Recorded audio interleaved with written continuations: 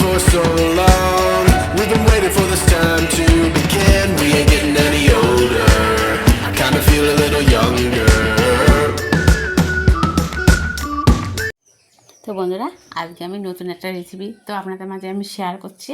নতুন বলতে না, এটা কলা তরকারির একটা রেসিপি, কিন্তু আজকে আমি আপনাদের সাথে যে এতদিন রান্না করি আপনাদেরকে আমি ফেস দেখাই না, তো আজকে আমি ফেস দেখাচ্ছি আপনাদেরকে। দেখিয়ে আমি আজকে রান্নার ঘরে চলে যাচ্ছি, রান্নাটা শুরু করে দেবো। তো আপনারা সবাই ভালো আছেন তো? অনেক দিন আর এতগুলো দিন আমি রান্না ছেড়েছি, কিন্তু কোনো দিন ফেস দেখাইনি আপনাদের। তো আজকে আমি ফেস দেখাচ্ছি আপনাদেরকে। প্লিজ আপনারা লাইক কমেন্ট শেয়ার করে দেবেন, আর আমার রান্নাগুলো একটু কমেন্টে জানাবেন কত সুন্দর, কতটা ভালো হয়েছে। আর একটু বেশি করে শেয়ার করে দেবেন, আর যারা এখনও পর্যন্ত সাবস্ক্রাইব করেননি তারা অবশ্যই করে সাবস্ক্রাইব করে দেবেন। আর আজকে যে রান্নাটা করবো সেটা তো আমি আপনাদেরকে বলে দিলাম আজকে বানাচ্ছি আমি কি। তো নিত্য নতুন রেসিপি তো মানুষের থাকে, আমি রাগ করে অনেক দিন রান্না ছাড়ি না। মাঝে মাঝে শর্ট ভিডিও তবে রোজই ছাড়া হয়, কিন্তু বড় ভিডিও রান্নাগুলো খুব কম ছাড়ি। মাঝে ফাঝে রাগ করে যে আপনারা সবাই আমাকে এত ভালোবাসতেন, এখন কোথায় হারিয়ে গেলে। তো বন্ধুরা, আপনি সবাই ভালো আছেন, আমিও ভালো আছি। আজকে চলে এসেছি নতুন একটা রেসিপি নিয়ে। আজকে মাছটার নাম আমি জানি না, এই মাছ দিয়ে কলা দিয়ে আলু দিয়ে তরকারি বানাবো। এখানে কলার আলু কেটে নিয়েছি। কলা কাটার সময় কিন্তু অবশ্যই করে একটা পাত্রে জল নেবেন, তাতে একটু লবণ আর হলুদ দেবেন, দিয়ে তারপর কলাগুলো কেটে রাখবেন। আর এখানে মাছের লবণ হলুদ মাখিয়ে কড়াইতে তেল দিয়ে ভাজা করে নিচ্ছি।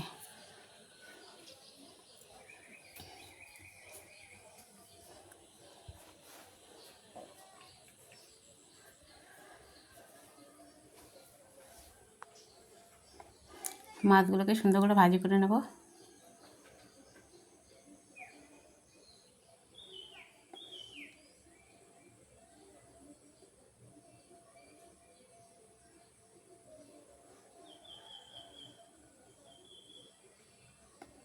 প্রত্যেকটা মাছ উল্টে উল্টে দিচ্ছি ভালো করে।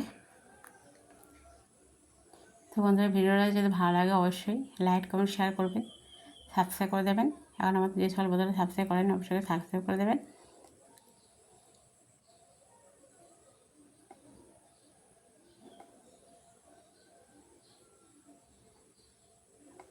তরকারিটা প্রায় কলার মাছগুলো প্রায় ভাজা হয়ে গেছে।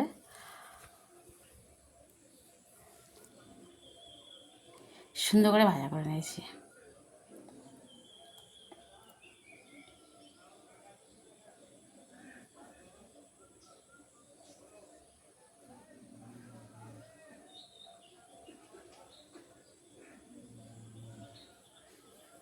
এই মাছগুলোকে সব তুলে নিচ্ছে, দেখতে পাচ্ছেন।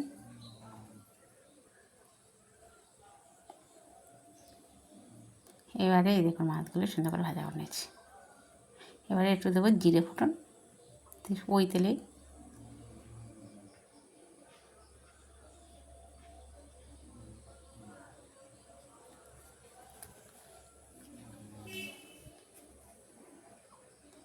এবারে দিলাম মশলা, পেঁয়াজ আদা রসুন একসাথে বেটে রেখেছিলাম, দিয়ে দিলাম।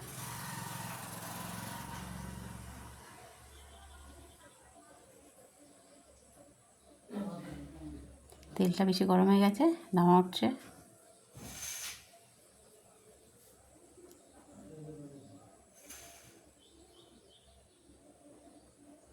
আর কিছু কুচনো পেঁয়াজ আছে, সেটাও দিয়ে দিচ্ছি।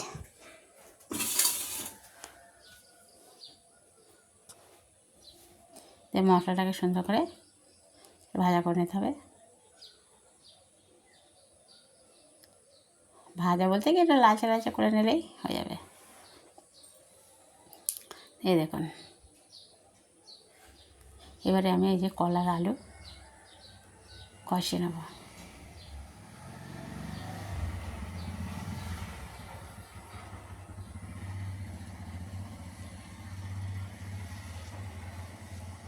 কলার আলু সুন্দর করে কষিয়ে নেব।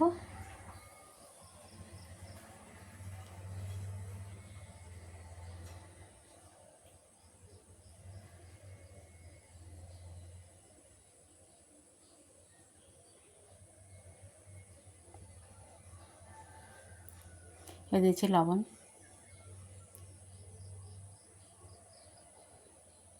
লবণটা নিজেদের পরিমাণ মতন দিতে হবে। এবার দিচ্ছি হলুদ, সেটা পরিমাণ মতন তরকারি হিসেবে।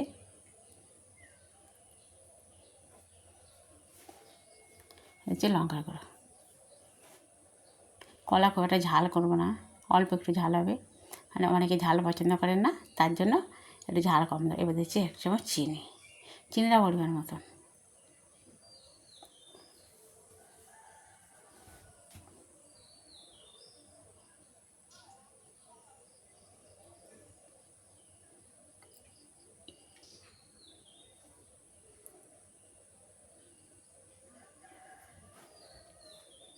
এবার সব কিছু দিয়ে সুন্দর করে নাড়াচাড়া দিয়ে নিচে দেখলেন।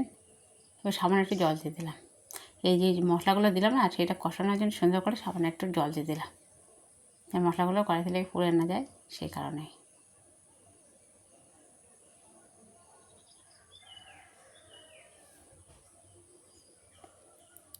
এই মশলাগুলো তো সুন্দর করে কষানো হয়ে গেছে, তার সাথে আমার কাঁচকলা আর আলুটা সুন্দর করে কষানো হয়ে গেছে। এবার আমি দিয়ে দেবো জল।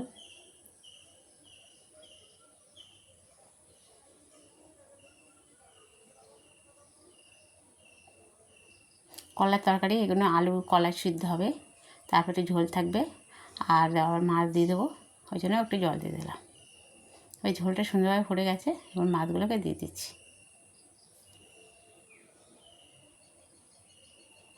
মাছের নামটা জানি না বন্ধুরা, ভুলে গেছি, আপনারা জানলে অবশ্যই কমেন্টে জানাবেন মাছের নামটা কী।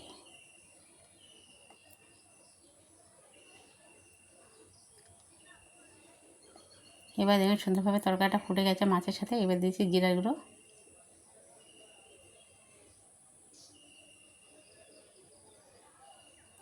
ধনে গুঁড়ো।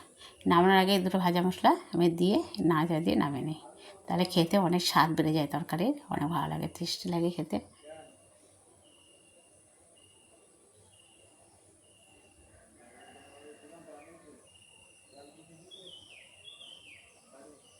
অনেক সুন্দরভাবে রান্নাটা করে নিলাম তরকারিটা, ঝোলটা অনেকটাই কমে গেছে। এবারে তরকারিটা নামিয়ে নেব। এই দেখুন নামিয়ে নিচ্ছি, কতটাই সুন্দর লাগছে, কাঁচকলা দিয়ে আলু দিয়ে মাছ দিয়ে তরকারিটা অনেক সুন্দর লাগছে দেখতে। তো যদি আপনাদের ভালো লাগে অবশ্যই লাইক কমেন্ট শেয়ার করবেন আর সাবস্ক্রাইব করে দেবেন। আর পুরো ভিডিওটা দেখবেন বন্ধুরা, ভিডিওটা না দেখে চলে যাবেন না। আমি সাথে আপনাদের বলছি